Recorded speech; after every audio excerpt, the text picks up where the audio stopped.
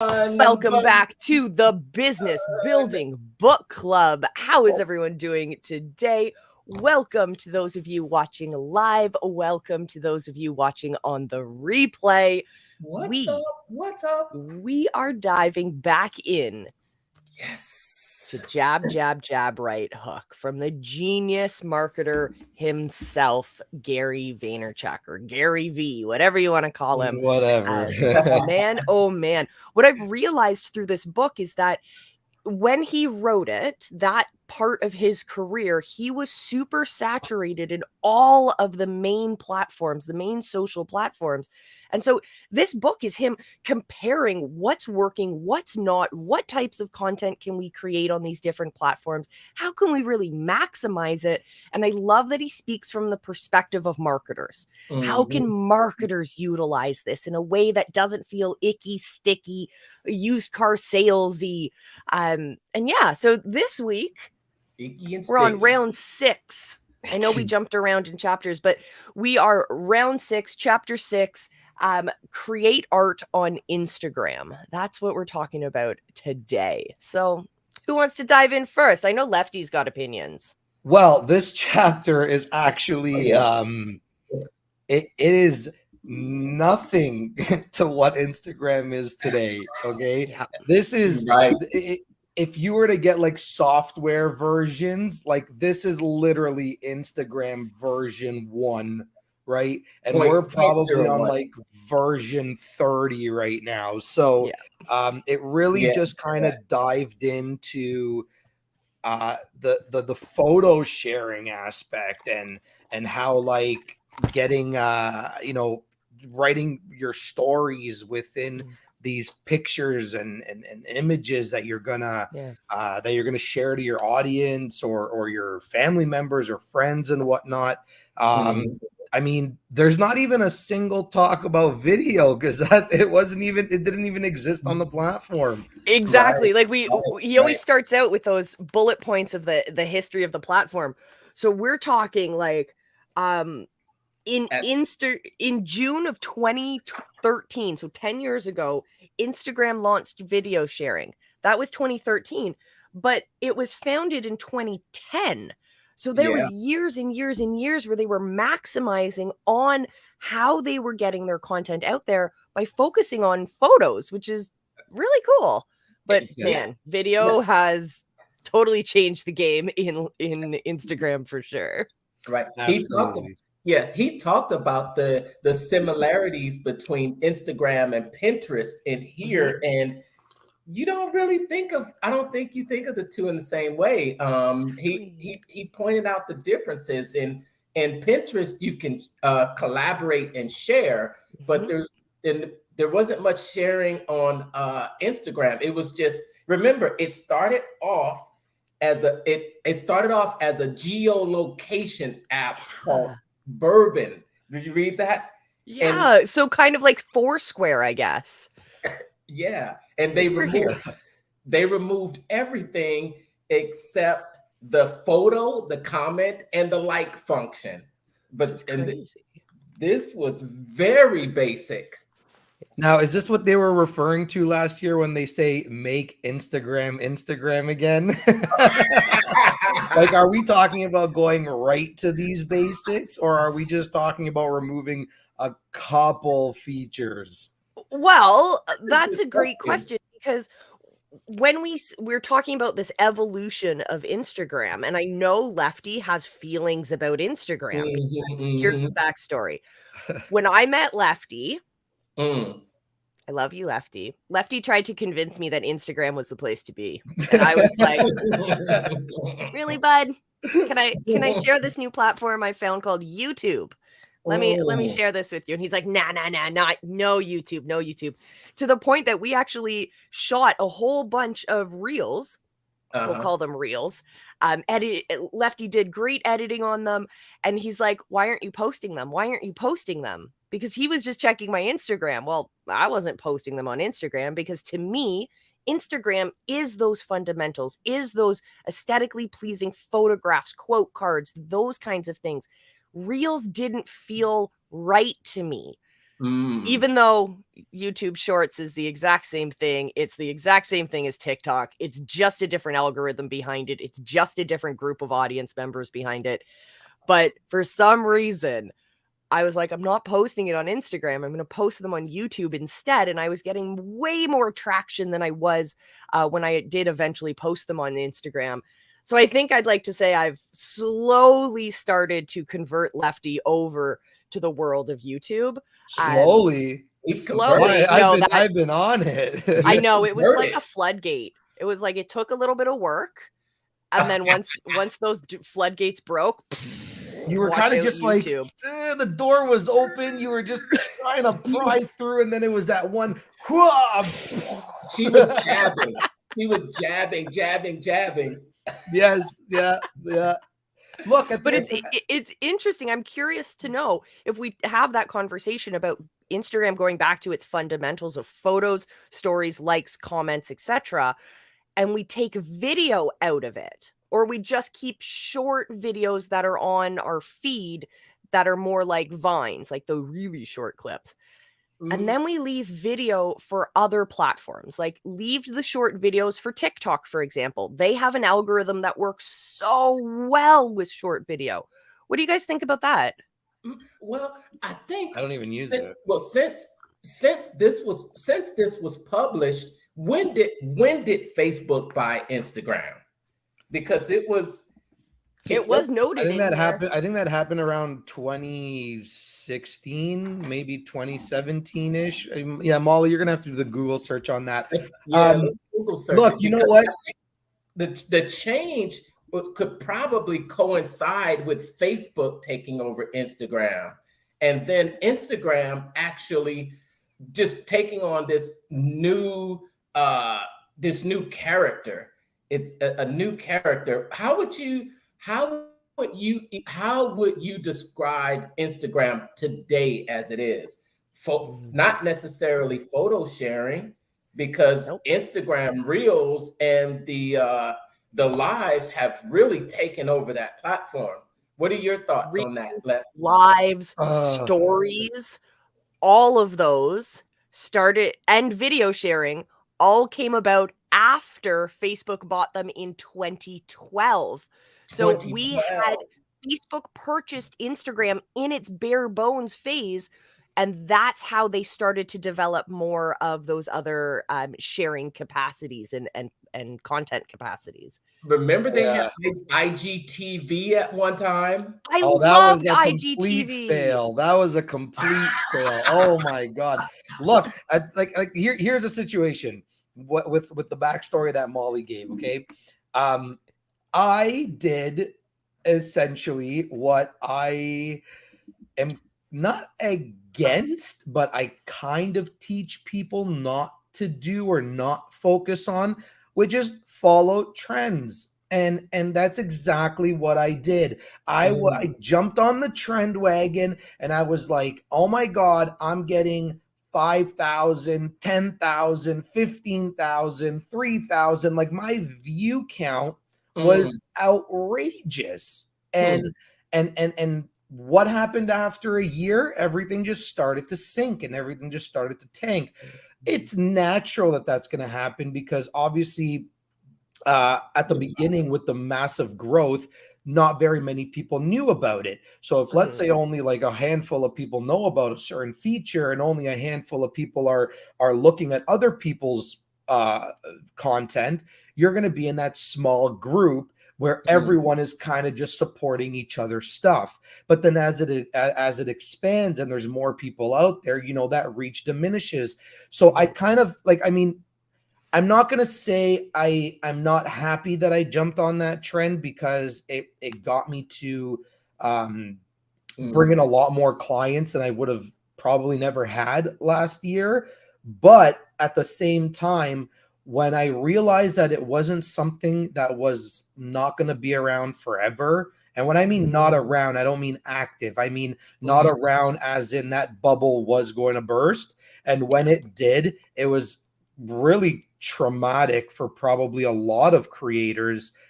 That's when I realized, what the hell am I doing with my life and my business? I could be on YouTube and actually work towards getting paid for what I put out. And that's where that shift happened. And during that shift, I mean, let's be realistic. We had like Menopausal Moseri coming out every week, just trying to burn out fires. Like, today we're a video sharing app. Tomorrow we're not a video sharing app. Today we're a story app. Today we're just this app. We're just that app. Today we're just going to focus on comments from now on. Like, bud, figure out your platform. Like, there was a moment in history there for like a month or two where it was literally just him not understanding his own platform and what people wanted. He was just kind of throwing things at us and hoping that it would stick. And when you say it would stick like for a week and then it's be done. And then you'd have to come out with another live explaining why he changed another feature. And then let's not talk about the 3-day fiasco when Instagram changed their feed to look like TikTok. Oh my God, what a disaster. Oh, this was recently, right? This was like October to December of 2022. It's now it's becoming more of chasing the trend instead of setting the trend. It's like, okay, taking what was Vine and moving it to Instagram with the, keep it available for like 10 seconds or 24 seconds. And then what is Instagram's identity now? That's the question. And and remember, just one more thing before you go. Instagram wasn't a platform that creators could monetize through the platform until they came out with the Reels now, where they're paying for Reels now, right? Yeah. Nope. Or they were. Moseri killed that too. He literally brought it out. He's like, we're going to incentivize creators to make content so that we can give them some sort of cash flow. And then literally like 2 weeks later, it's like, well, we have this other feature and we don't really want to pay you guys anymore. And like this is why I call him Menopausal Moseri, because like, think of a woman going through menopause. She's hot, she's cold, she's happy, she's angry, she's sad. She's like, he has no idea what he's doing. Hey, don't get canceled, Lefty. Well, maybe that's my whole thing, right? No, look, at the end of the day, I'm still using the platform. I'm still using it. I'm putting things out there, but I guess you can say I'm not really focused on the growth aspect there anymore. I'm just using it as a portfolio.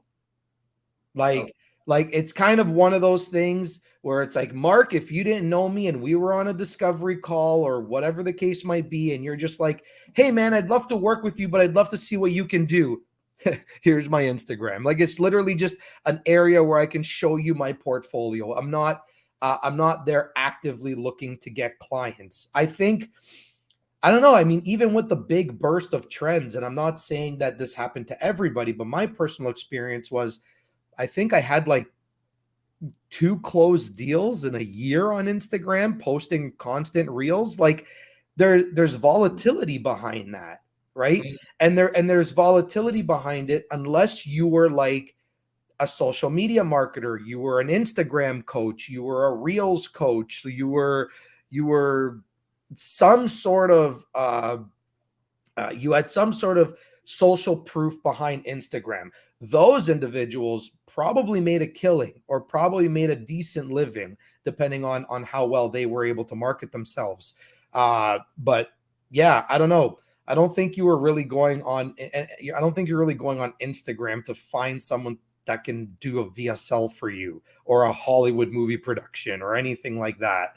So I think you really got to pick your platform, and that's what people need to realize too, is that like, it's really not about being everywhere. It's about being in the right places, right? Like if YouTube is the only platform that you will ever use in your life, like make sure that you make YouTube your bitch, right? Like make sure you give YouTube, you're posting every day or whatever opportunity you have to create videos, but you don't want to spread yourself thin, right? And I feel like a lot of people are just like, oh my God, I have to be here because my audience has to be here. But then I realized slowly that it's like, well, wait, think of the product that I'm actually creating for others, and where would people go to actually watch something like that? They're probably going to go to YouTube. They're potentially going to go to LinkedIn. Most likely they're on Facebook. And then if I'm lucky enough, just my landing page, right? I'll be discovered on YouTube.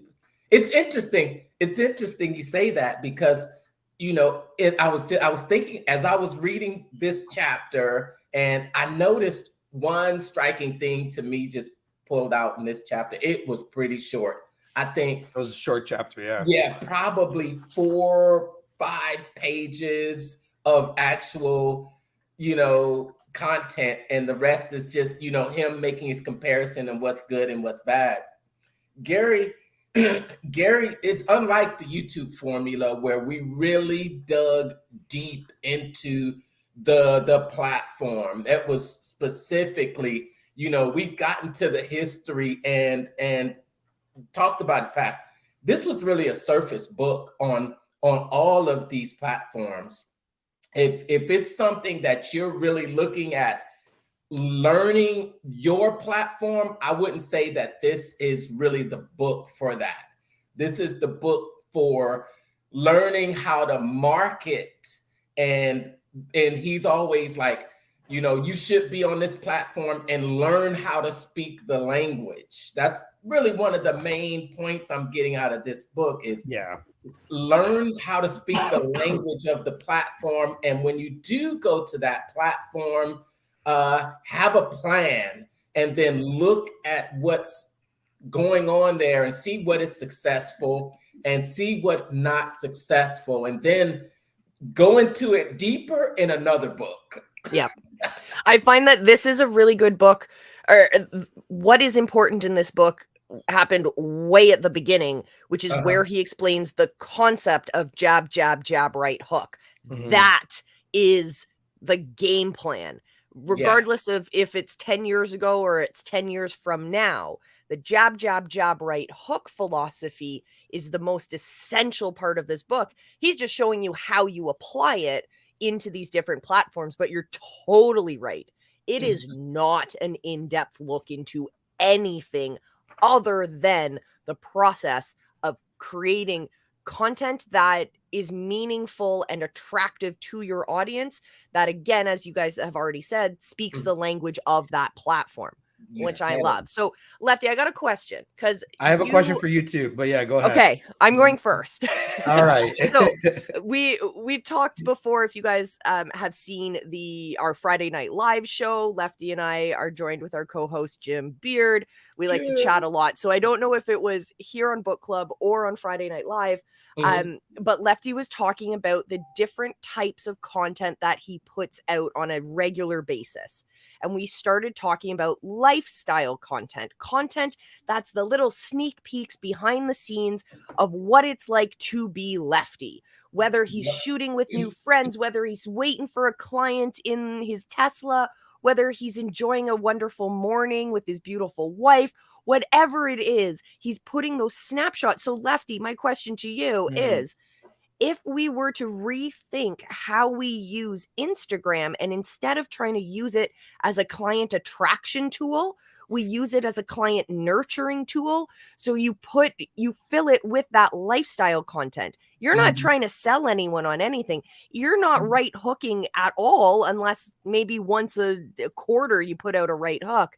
But it's all jab, jab, jab. Check out all of this behind the scenes. If you want to know more about me as a person, come follow me on Instagram. So you're segmenting your pre-existing audience, but if they want to know more about you as the person, segment them over to that. What do you think about that idea?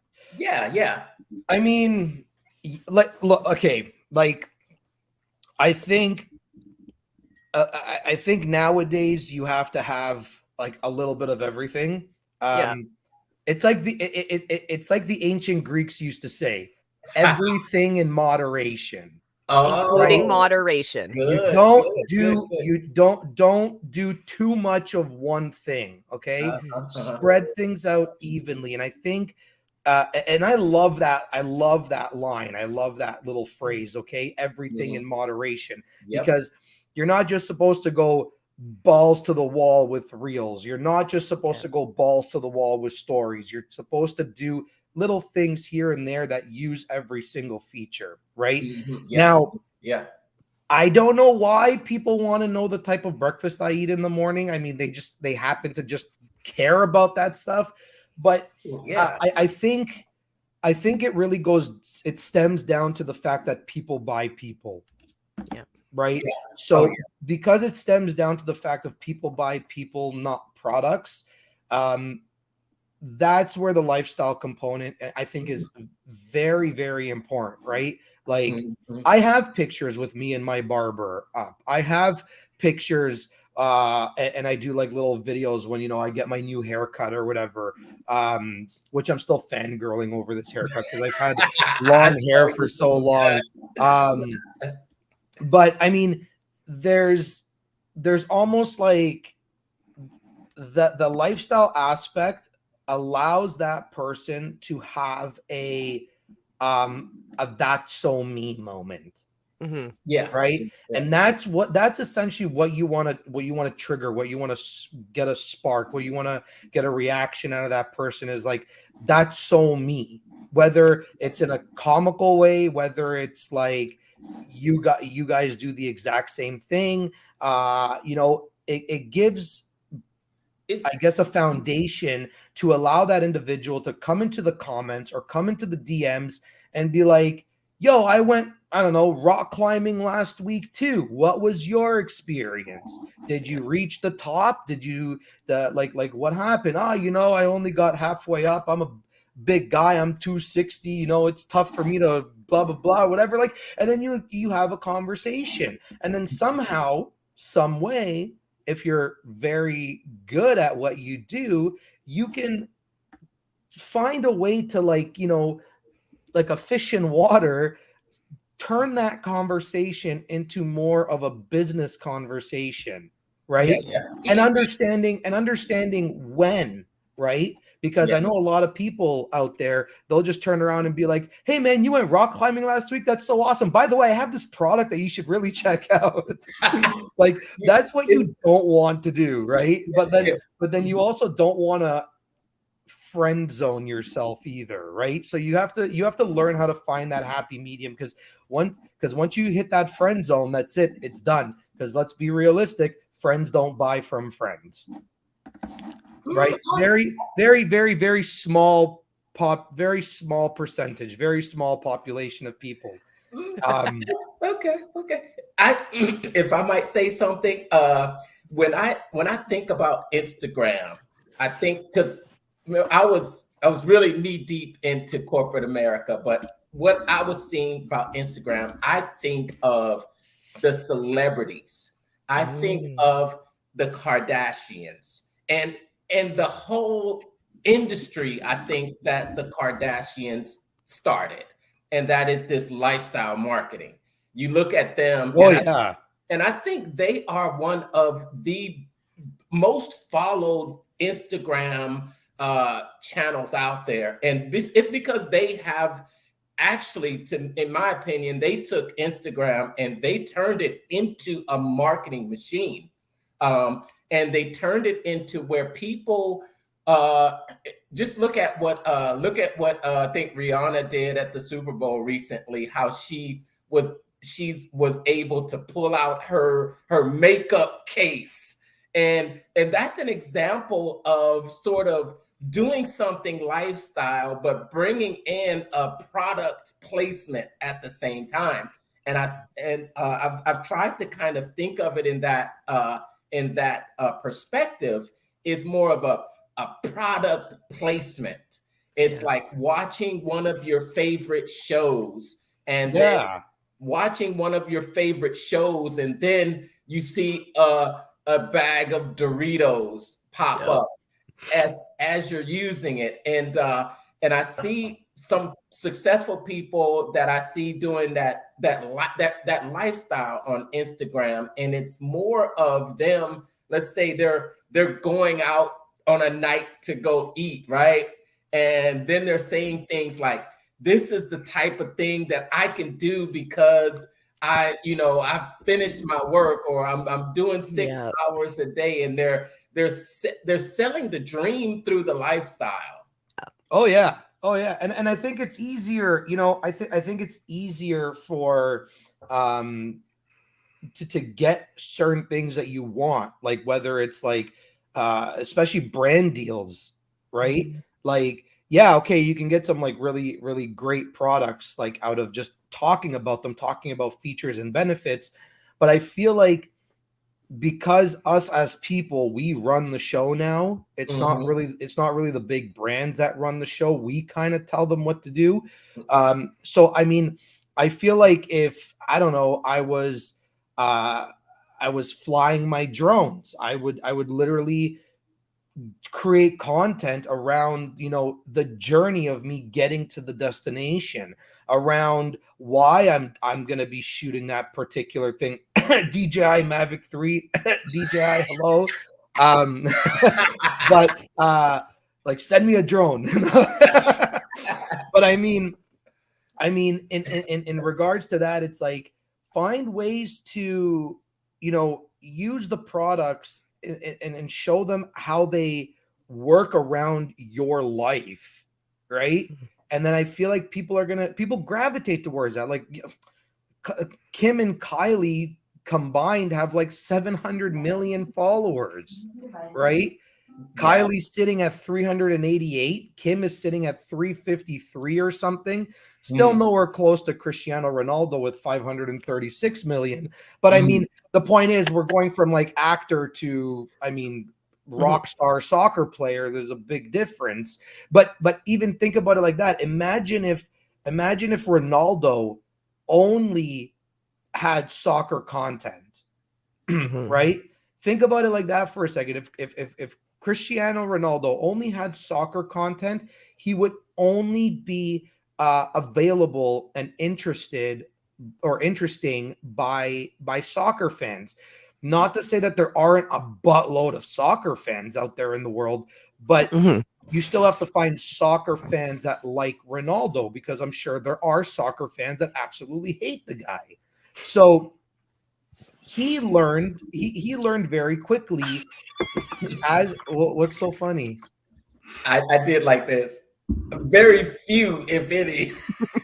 Right. Okay. So I mean, he is like the thing is that he found ways to get into more brand deals, to turn Ronaldo into a lifestyle.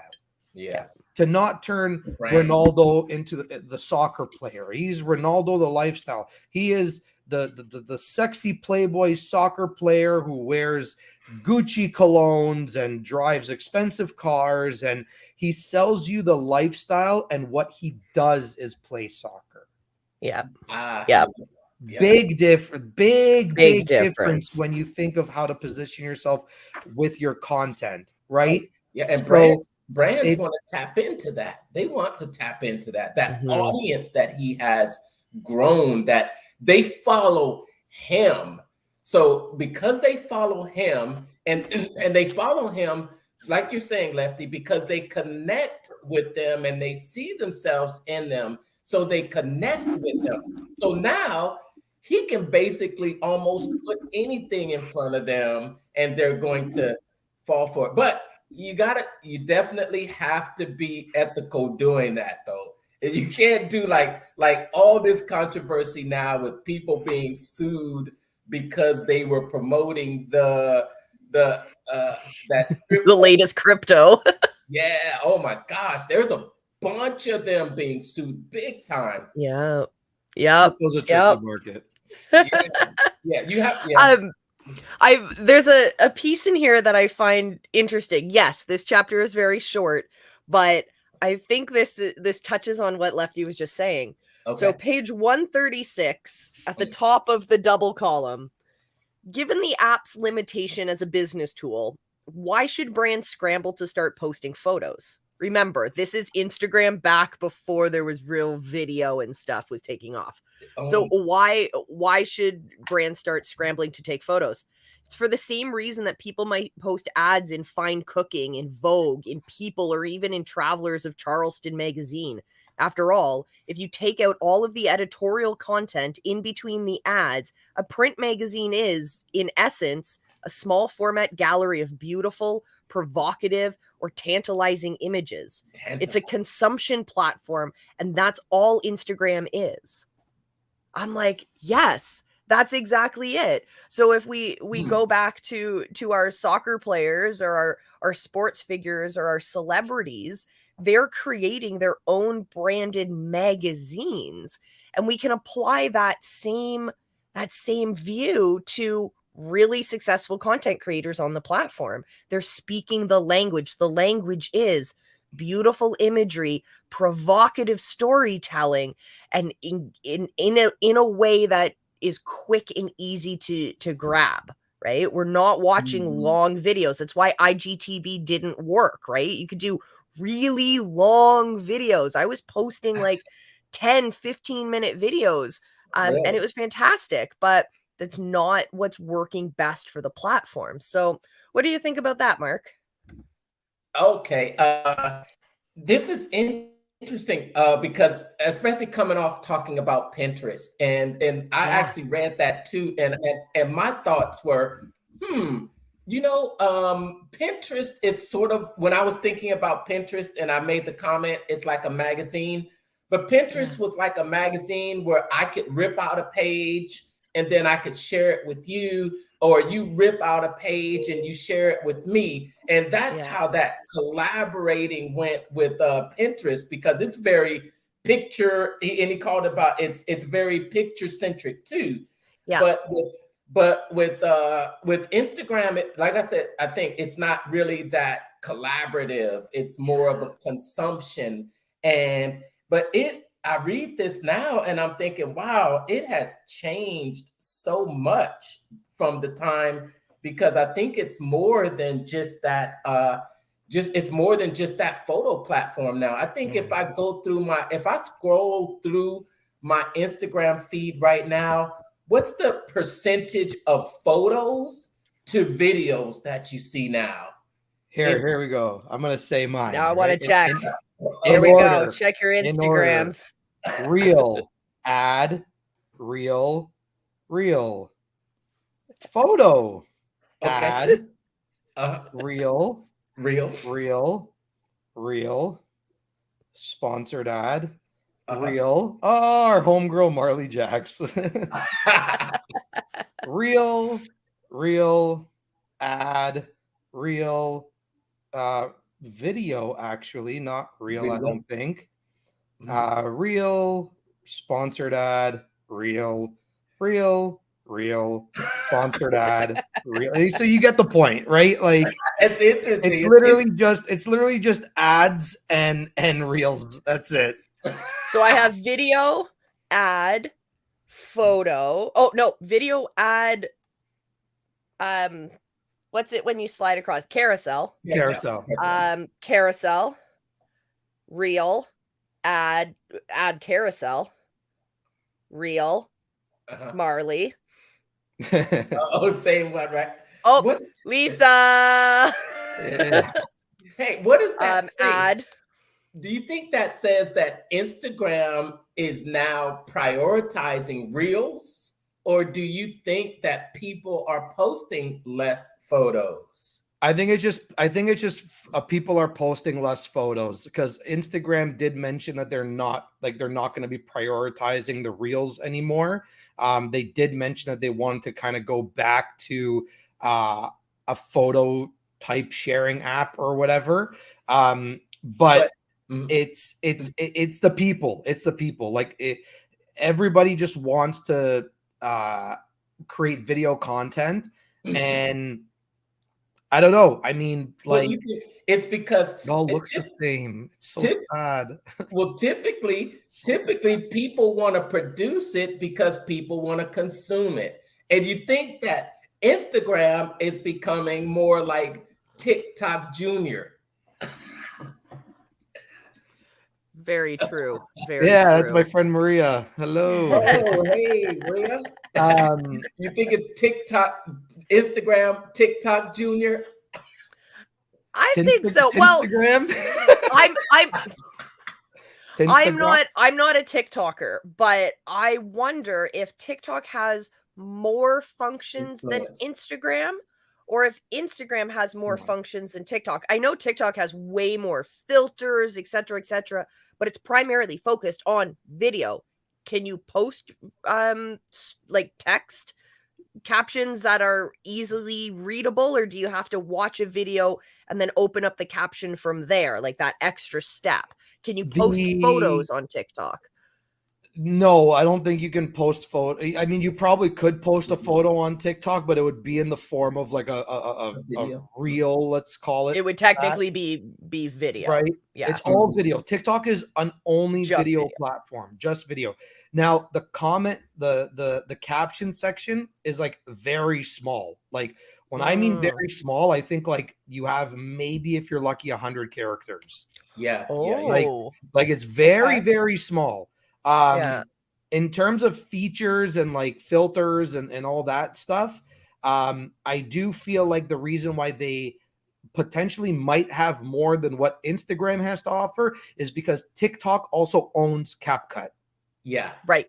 Yeah. So it's only inevitable that some of those CapCut features will also be natively in TikTok.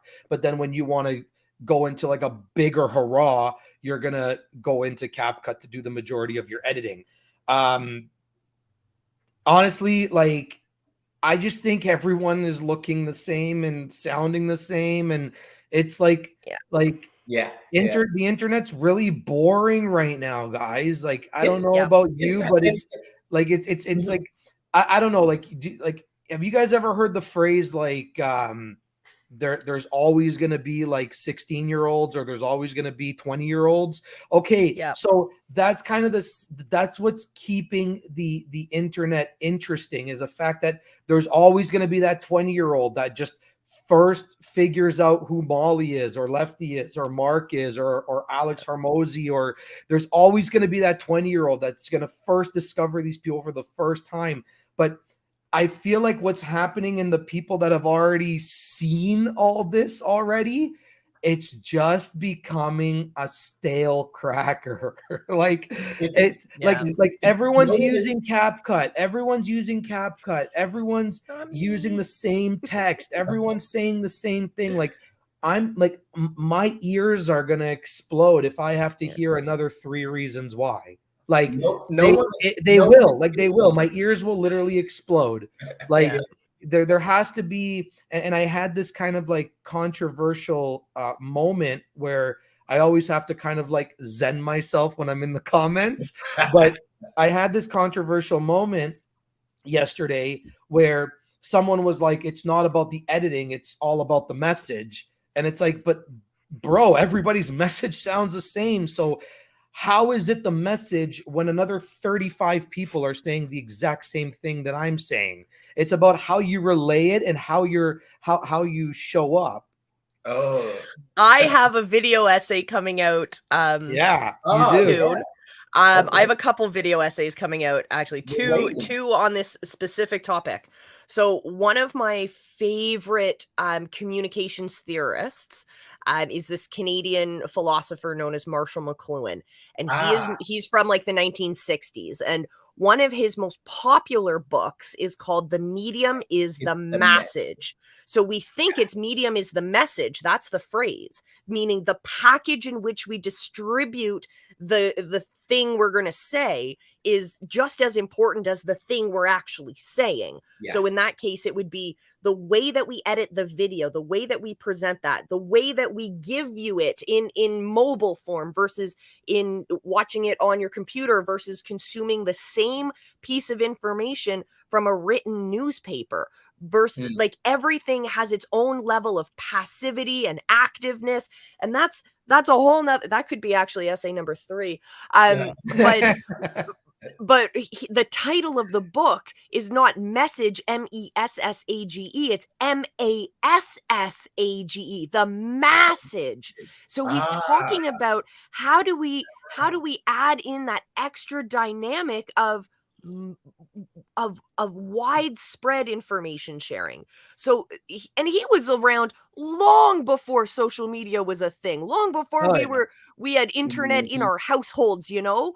And so I check it out when I release those. I'm still in the process of filming and editing them, but I'm going to be very bare bones on the editing because the message is so important.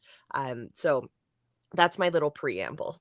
No, Subscribe to the Visibility Hackers YouTube channel. No, but you're right. But you're right. It's down to how it's presented, because we can all, like, I mean, and it would be, honest to God, it would be a really great case study or theory. Like, I would love for us to have the same script word for word. And I would love for the three of us to film it, edit it, and get it out, and see which one actually performs better. And then that will debunk all these people that's saying that it's the message that matters most. Because like I said it last week, information is pretty much becoming a commodity. It is. Like, if it isn't already. So it's been a commodity for a while, and those prices have dropped. There you go. So I mean, it's not about what you say anymore. It's about how it's being said, how it's being delivered. So anybody that feels like it's like, oh, I'm gonna get my messaging right and I'm gonna focus on what I'm gonna say. No, focus on how you're going to say that. Focus on focus on hiring the right editors, the right copywriters, the right anybody that's going to help you get that message across in the best way possible. Like, there was once a sea of iPhone users. Now we're in a sea of CapCut users. So don't be in the sea of CapCut users, because your message means nothing. It'll get lost. It'll literally Team Adobe for the win. And it matters. Team Adobe, Team Final Cut, Team DaVinci Resolve, like Team Desktop Editing. Not just how you say it, but who says it. In the famous words of great granddad Lefty, if you get someone to like you, that's it. If you get someone to like you, you can sell them anything. That's what you focus on. That's what the lifestyle does. Focus on getting people to like you. And when they like you, then they'll listen to your message. They'll hear your message. Think about how many times that somebody that you absolutely despise, when the first couple of words come out of their mouth, you tune out. Yep. You tune out. You tune out everything afterwards. They could be telling you to, like, run from a crowded building, run from a building on fire. And you're like, what is this guy talking about? Yeah, he's trying to sell me something. I know this guy. I'm going to scroll past. Yeah, it's true. It's true. You gotta, yeah. I mean, I think we're going to be, I think we're going to we're kind of in this age where I feel like, don't take editing, don't take your marketing team, don't take your videographers, your cinematographers, don't take these people for granted, because they, like, you have your superpowers, we have our superpowers. I cannot do what any of my co-hosts do. Okay, they have superpowers for a reason. So you gotta understand who you're going to work with, why you're going to work with them, and what they can do for you. You don't have to be the person that wears all the hats. And again, I'm going to take this back to AI, because everybody's on this AI movement. And I'm seeing a lot of great AI things, especially even with editing. Like, I've seen AI chop up a multicam sequence and literally cut it where it feels it requires the cut. But you guys got to understand something. Although these amazing tools are out there, AI is meant to give you a logical response. When you're storytelling, when you're editing a film, a video, a podcast, or anything, you still need to evoke an emotional response, which AI does not have and cannot give you. So what ends up happening, even when I'm using AI to do my captions, 9 times out of 10, I spend more time correcting its mistakes because I want it to show up on the screen in a certain way. So sure, be a logical editor. See how far that gets you. Like, it's not going to get you very far, because when we go to the movies, we want to watch a story, we want to cry, we want to laugh. AI cannot do that for us. Okay, I got something profound to talk about. So give it to me. I'm ready. We've talked about the internet getting boring, right? We're now talking about AI, which is going to reinforce what it was taught, right? Which is the internet that we now consider boring. We, as creators of content, we as consumers of that content, have the ability to change the landscape. Based on the content we create, based on the discussions we use, based on how we utilize these platforms. And so today's discussion is really brought to mind for me. I want to look at these platforms differently so I can find a way to collaborate. I want to stop using the platforms that don't give me that ability, because if we're just going to stand here on soapboxes, it's going to get really loud, and I just want to run home and put my earplugs in at that point. But if we have the ability, I've told you guys before, my experience on YouTube when I first started was videos back and forth to people. Someone would post something, and then you'd post a response calling them out and saying, hey, actually, Sean, what you said was blah, blah, blah, blah, blah, but I have questions for you. And then Sean would respond with a video on his channel, and we'd have this beautiful conversation. I am calling my shot. Listen up, Marley Jacks. I am calling my shot to say, let's make the internet, like, let's shape the internet. Let's focus on how we can have those collaborative moments. And when I mean collaborative, I don't just mean showing up on an awesome show every week with your best friends. I don't just mean collaborating with business partners and joint venture partners for business related things. I don't just mean collaborating with brands, again, for that financial payoff.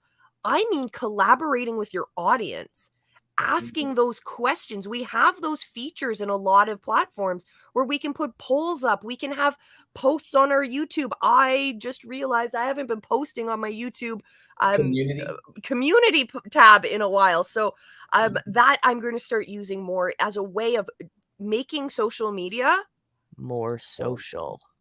You say that, and I hear you loud and clear when you say that too. It's when you look at social media, at least from our context, which is we're using social media to grow a brand and to increase awareness and to go out there and throw those jabs. So our social media is tuned to seeing a lot of others out there that are doing it as well. And it can get to where, man, it seems like nothing lasts. It's like, okay, boom, here's ChatGPT, and then it's hype, and then, okay, boom, now we're on to something else. And then you mentioned about ChatGPT not being just only being logical, but not having the ability to actually, take something from over here, take something from over there, take an idea they had here, and then combine those and make something completely different. That's what we're able to do as creators. If we just rely on ChatGPT, it's just going to take what was and give us more of that. Take what it learned, but we can be those creators. That's what it's just, I love to create content. I love to create content. I love to create or I'm learning to do more storytelling and being able to either express us or convey a story in either a long form piece of content or challenge yourself to tell that same story, convey that same story in an image or a 6-second clip or 16-second clip. And it's really challenging yourself to get better at storytelling. And because it's stories that cause people to move. It's stories that cause people to take action, and you can get them to either donate, buy, click, visit. It's an amazing journey. And I have to say that I'm just happy to be on it along with you two guys, with my little small self right here in the corner. I'm honestly, you know what? I'm honestly interested to see what it looks like when somebody actually hits like the stars button on Facebook when I'm like live or any content. Like I want to, like I've never had a donation come through before, so like even if it was like $1, like I would love to see what like the process looks like. You know what I mean? Or even like the super fan and the super section, thanks and stuff. the super thanks on YouTube. I actually buy stars, and I buy them in quantities, and then I it's like tipping, man. It's like tipping for waiters and waitresses. When you see someone out there putting out content consistently, I'm gonna send 50 stars. I'm gonna send 100 stars. But so you buy the stars in advance, for example, and then you distribute those stars to that creator, and that creator gets whatever the worth of 50 stars is. And then it'll mark your name as sending stars, and then sometimes the creator will be notified, and then the creator can thank you. Hey, thanks, I appreciate that. And then when you comment, it puts by your name as being a star sender. And sometimes when you're on certain lives, if you put a certain amount of stars, it will make your comment pinned to the top. Sort of like YouTube a little bit, because YouTube has that same type of feature. This is so funny. And here's the thing with the stars. So it's like if I buy 50 stars, I might pay $5. But if I get 100 stars, I might pay $9. So it encourages you to buy stars in bulk. And I said to myself, okay, I'm going to give myself a budget. And this week, I'm going to buy $40 worth of stars. And then I'm going to just distribute it amongst the creators that I see come up on my feed. I didn't know you never seen stars. I'm going to send you some stars, Lefty. Yeah, no, thank you. I appreciate that. No, I just want to see what the process really is like, because I've never had it. I wonder where they got that idea from. It's like, and I'm not discrediting anybody's profession, but it's like, these cam girls are onto something.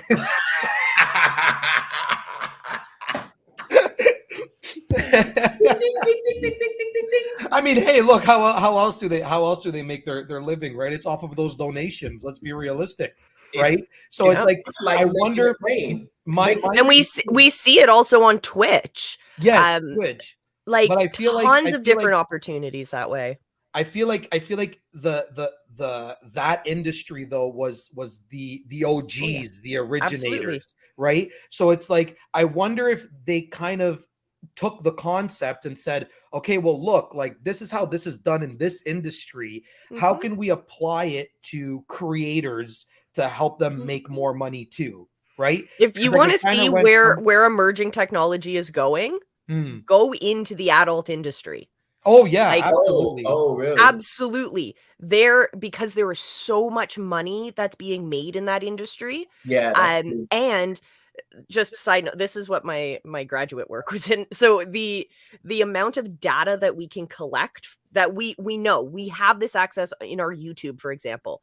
So with that same information, imagine we go through the YouTube formula again. We use those same pieces of information. We create the right kinds of feedback loops, and we create content based on what our analytics are showing that people want to watch.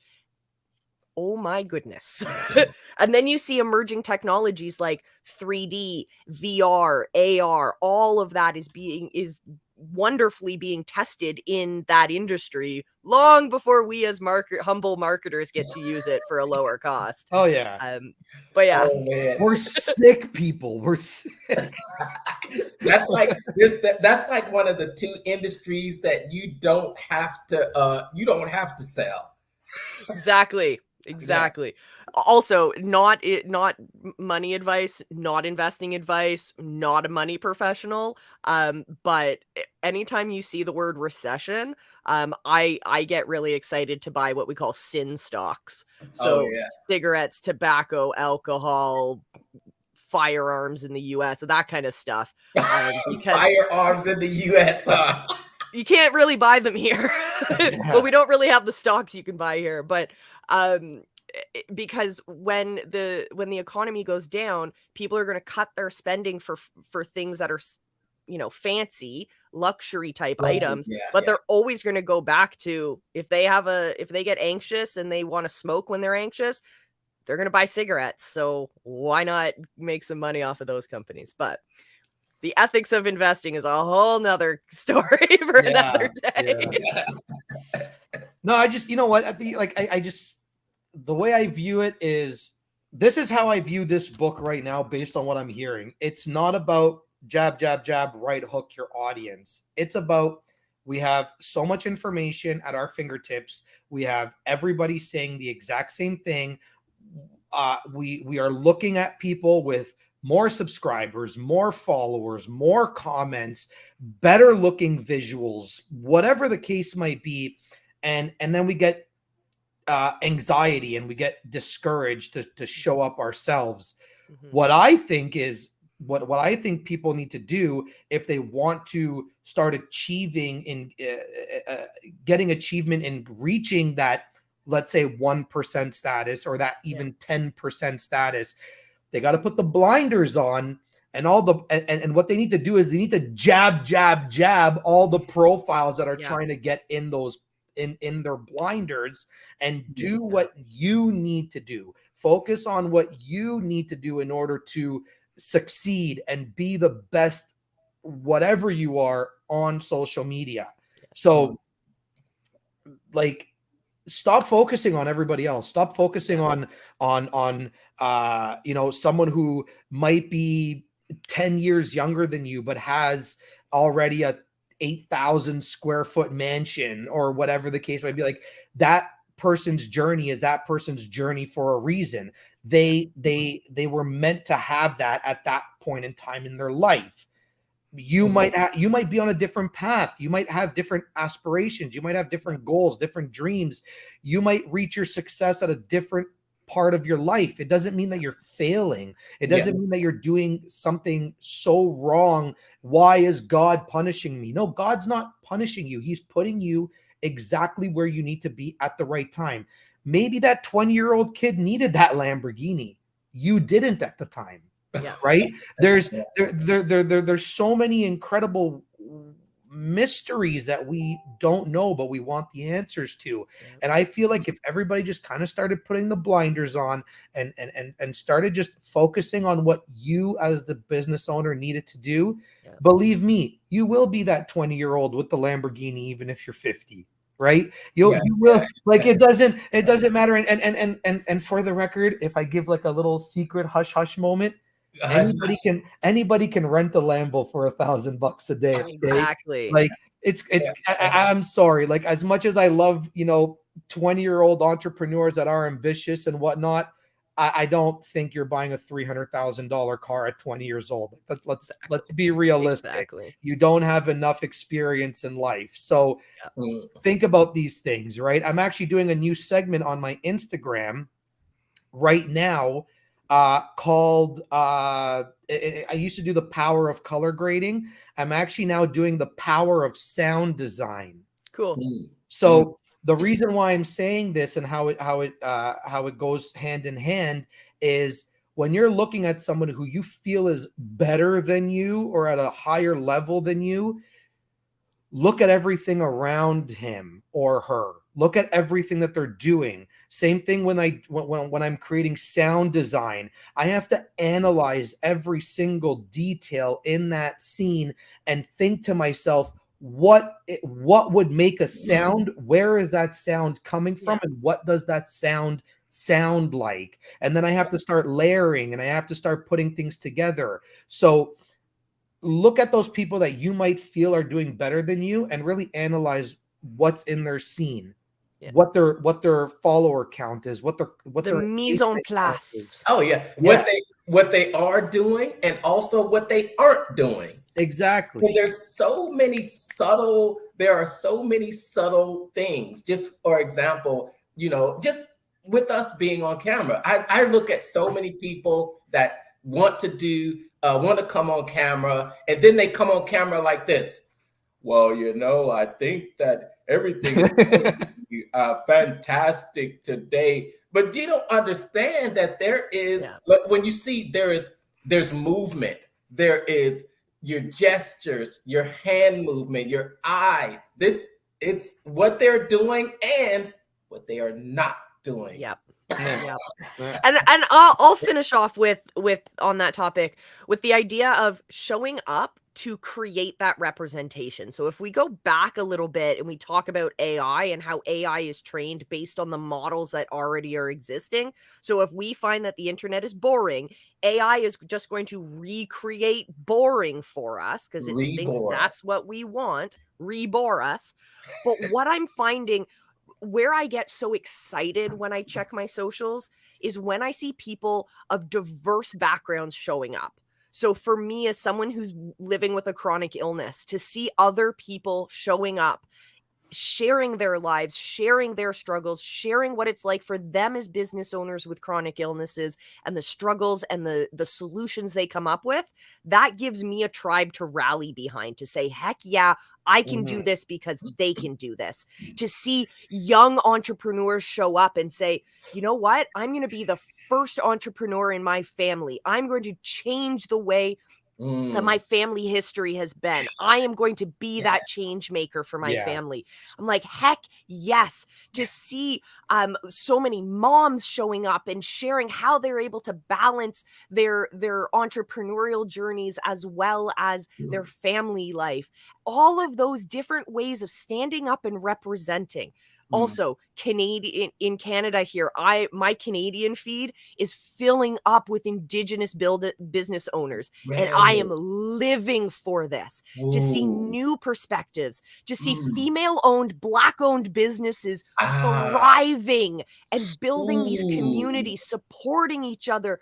And then it's just that it gives me chills to talk about it, because that's the internet I want to see. That's the internet that includes all of us. That's the global community that makes humanity a better place to be, rather than just thinking about the internet as these toxic cesspools of controversy and cancel culture. Exactly. Like, let's get into those nuances. Let's talk about what those individual struggles are and come up with creative solutions, because entrepreneurs are the best people at solving problems in the world. We should stop trying to create problems. I'm like done with all this, like, let's create controversy for the sake of getting views. Like, no, let's create collaboration for the sake of making change. And let other people know that they can do it too. Absolutely. Yes, exactly. And one thing that people don't always agree with. That was fire right there. And one thing that people don't always agree with me on, but I'm gonna say it because it's, in my opinion, this is my truth. In the world that we live in today, your circumstance, no matter what that circumstance is not the thing putting you at a disadvantage. You are putting yourself at the disadvantage. I don't care. I don't care if you're eating from food stamps today. Do you have a phone while you're eating food stamps? Do you have access to the internet? Can you talk to people? You absolutely can. So if you are going to keep yourself in poverty, you're the crutch, not society, not anybody else. Because the same person who comes from nothing nowadays has exactly the same exact access to somebody who comes from everything. So it's all here. Change the mind, get out there, try your very hardest to make yourself 1% better than you were yesterday. Yes. And you will see 12 months from now, 24 months from now, 48 months from now, that you will start to make that change, that movement in your family history, in your family dynamic, that's going to put you closer to that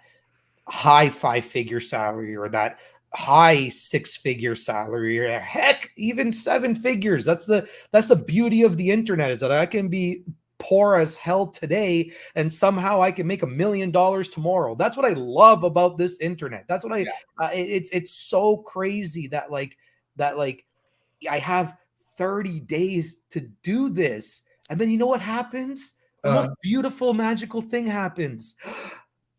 At the end of the month, I get a reset button. I get another 30 days to do it all over again. Goodness. Isn't that incredible? Yeah. Isn't that amazing? So get out there. Stop using your situations as crutches, and just believe in yourself, and surround yourself around people that believe in you. And if you need a support system, you got the 3 of us right here. Come on down, DM us, find ways to contact us. We will make sure that we, give you that encouragement and the right push that you need to contribute to this creator community, and help you on your way to becoming an entrepreneur as well. Oh, I love it. So it's time to wrap up today's episode. But next week, we will be back with the final wrap up for Gary Vee's beautiful book, Jab, Jab, Jab, Right Hook. But before we leave you today, we're going to sprinkle you some seeds of what is coming in the future, because next week is our last week with Gary Vee on this book. And we're going to be moving forward to a book I am so excited for, Super Fans by the one and only Pat Flynn. Yes. Ooh, I'm pumped for this one. Yeah. So get your copies. I'm buying mine off Amazon, or I got mine off Amazon. Do you have is it on Audible, Mark? I'm pretty sure it is. I'm gonna get it at both. I like both. Nice. I love having this physical copy. Man, this is thanks so much, guys, for this has been this is just a great book club. There's a movie out there called The Book Club, and they've just made a part 2. Yeah. I want to steal the line from that movie and say that I'm gonna steal a phrase. Book club chapter. And the next book, did you hear me? No. All I heard was book club chapter. Yeah. Okay, can you hear me now? Yes. Yep. Okay. Book club. The next chapter is the best chapter. Hey, huge. I love that. I like that. Maybe we should make a documentary of the book club. But right? But introducing me to this book has been it's been a really good learning experience that if it worked for you too. Yeah. And I think hopefully, all those out there listening are actually, taking some of what we say. Maybe you agree with some of it, maybe you don't, but take what and if you don't, that's great. That means that we all have different perspectives on things. And I love that. That's how we, come up with so many different ideas. We don't have to be so different. We can be alike. Yeah. Yep. Yeah. And so man, super happy about this book, super excited about the next book. I'm just grateful to be here. I'm the underdog here. I'm the one that beat all odds to make it to be what am I anyway? A mental marketer, bro. I'm just kidding. I beat all the odds to be a mental marketer. Oh, I love it, my friends. All right, my friends. So it's time to sign off. We will see you same time, same place, or same places, I should say. P.S. For those of you watching, we are simulcasting today's episode and all of our episodes to our Facebook profiles, the Visibility Hacker Facebook group, to the Visibility Hacker YouTube channel, to Lefty's Sales Video Jedi channel, to the Mental Marketer YouTube channel. There are so many places to check out the Business Building Book Club. So make sure if you get any value out of our episodes, share it with a friend, because we'd love to grow this community so that we can all rise above, because entrepreneurs, we're going to change the world. Hell yeah, we are. That's it. Yes. Yes. All right. Say goodbye, everyone.